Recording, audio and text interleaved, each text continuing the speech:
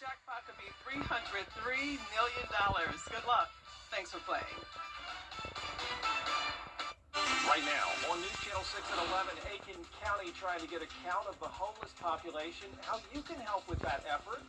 Also ahead, Augusta commissioners trying to cut the grass cutting department down to size. And a push for more money for education in Georgia. What that could mean for teachers. As your news at 11 starts now. Live from Television Park, this is WJBF News Channel 6 at 11. Good evening, everybody. I'm Brad Means. Thanks for joining us. Coverage you can count on begins with the annual homeless count in Aiken County. It's an effort that really can lead to more resources to help the homeless, and they need more volunteers this year. Graham Lee has the story. County, we'll find pavilions like this, gazebos, where the homeless gather. April Tiller is with the Aiken Hope Team, an outreach program that started almost a year ago. She says the team continues to see an increase in the number of homeless people around the city. Yes, we've had homelessness in the past, but we're seeing more and more people coming into the area, looking for jobs, looking for affordable homes, looking for a new beginning, and just really not able to find that. And so they're finding themselves on the street and in need.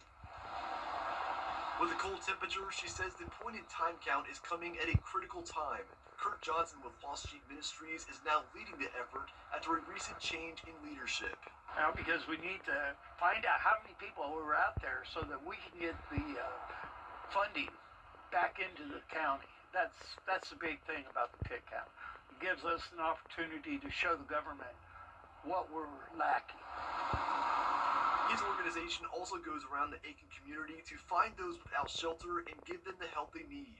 As they get ready to get important numbers to county leaders, he says they need more volunteers to join the effort. The realistic is just to reach out to these people and not just give them not to give them a handout, but to rather start them on a process of getting off of the street altogether. We need to get them counted because that does affect the grant funding and the information that we receive for this community on who's homeless and what do we need for our community in terms of shelter, transitional housing, affordable housing, slider scale housing.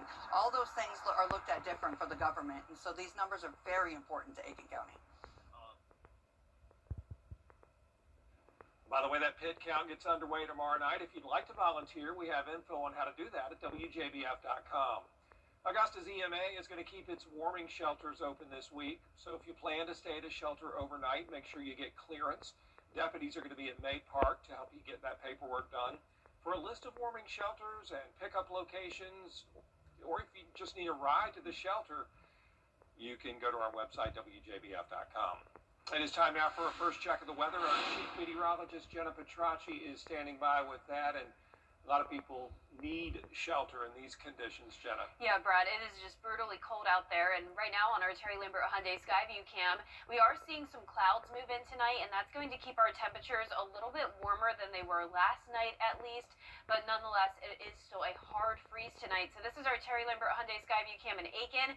We had a low of 18 this morning. Notice the average is 35, so we were well below that. The wind chill got down to the single digits in some places, and then our high today was only 44. Now, around the CSRA, our temperatures are a bit warmer than last night, like I mentioned, by 10 degrees now in Washington, and that means we are all hovering around that freezing mark, 33 in Augusta and Aiken, at freezing in Washington, and 31 in Crawfordville. Now, when you factor in the winds, it's feeling more like the 20s. 26 is that wind chill in Augusta.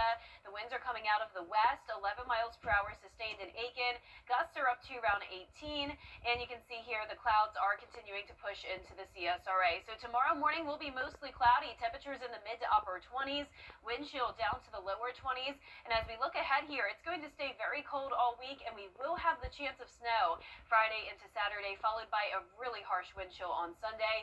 I'll have all the details coming up, but back to you, Brad. All right, Jenna, thanks. An inmate has died at the Hancock State Prison. Near Sparta.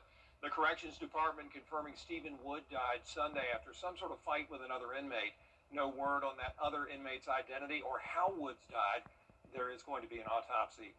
Augusta leaders trying to figure out. And over the next 3 days, it is staying cold. Lows in the 20s, highs in the 40s, but we will start to warm up a tad on Friday with a slight rain chance that could lead into the chance of snow and another big cool down starting Saturday. I'll have your full Vapor 6 forecast when we return. This show is wonderful, Jimmy. Charleston, Atlanta, Savannah, and even Orlando. These are just a few of the cities that law firms have come from to advertise in the CSRA.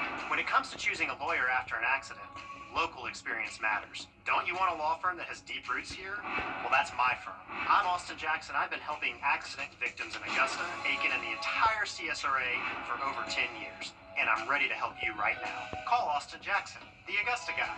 706-724-7224. Right now at Rooms to... The live Viper 6 Skyview Network, sponsored by Terry Lambert Hyundai. Now, your most accurate forecast with WJBF Live Viper 6. Welcome back. Here's a live look at our Terry Lambert Hyundai Skyview cam here at Television Park. It is so cold out there. We're not even at the freezing mark, but it's feeling like it because of the winds coming out of the west at 8 miles per hour. Dew points are low in the teens, so we have a lot of dry air in place despite the cloud cover moving in.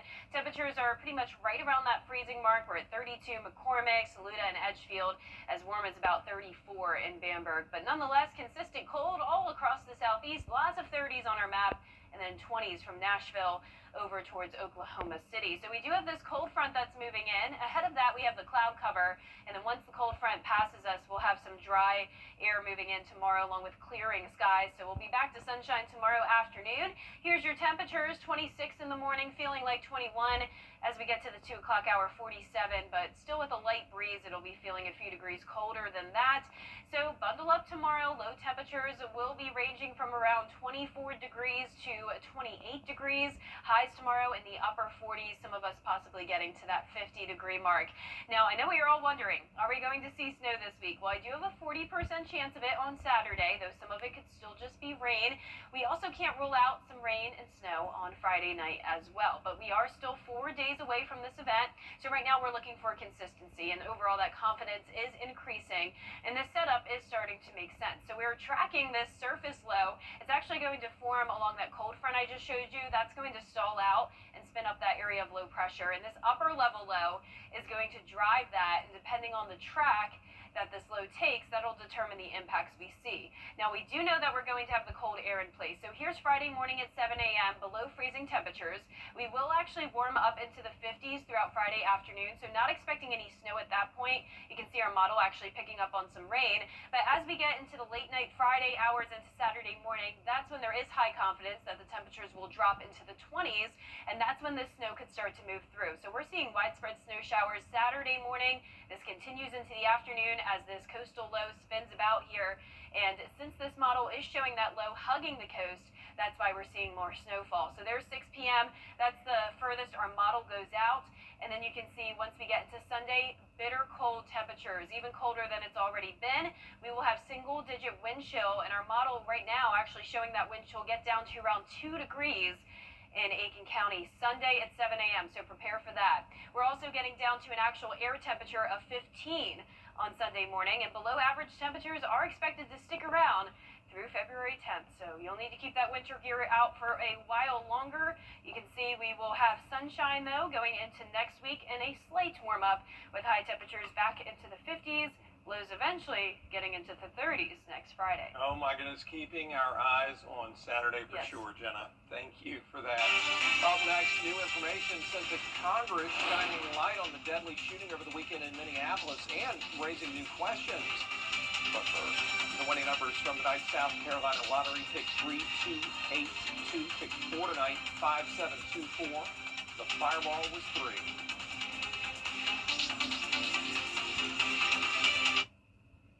If you or anyone in your family has been injured, call America's largest injury law firm.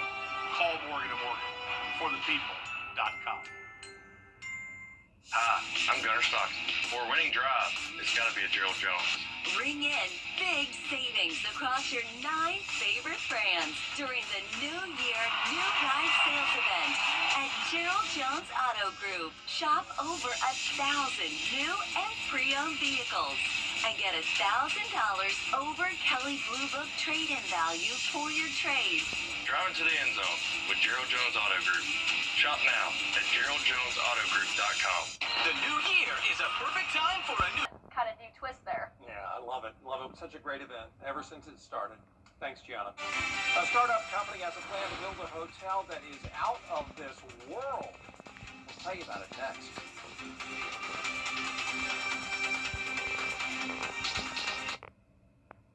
This isn't our dogs.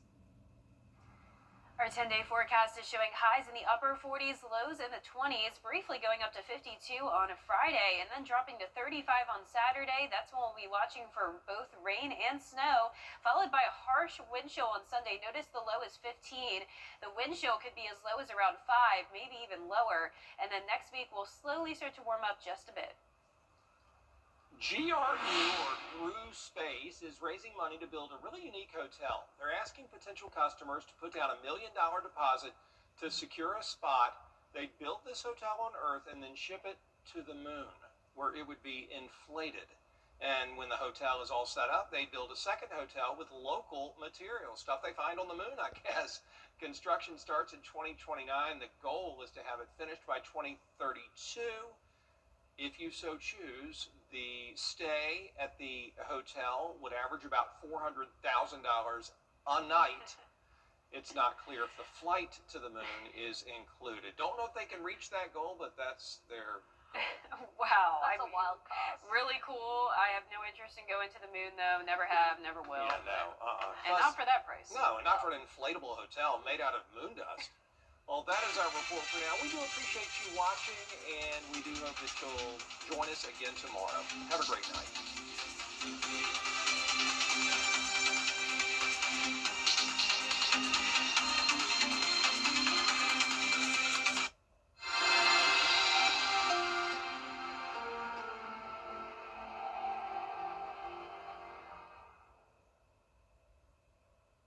I'm Mike Hoffman.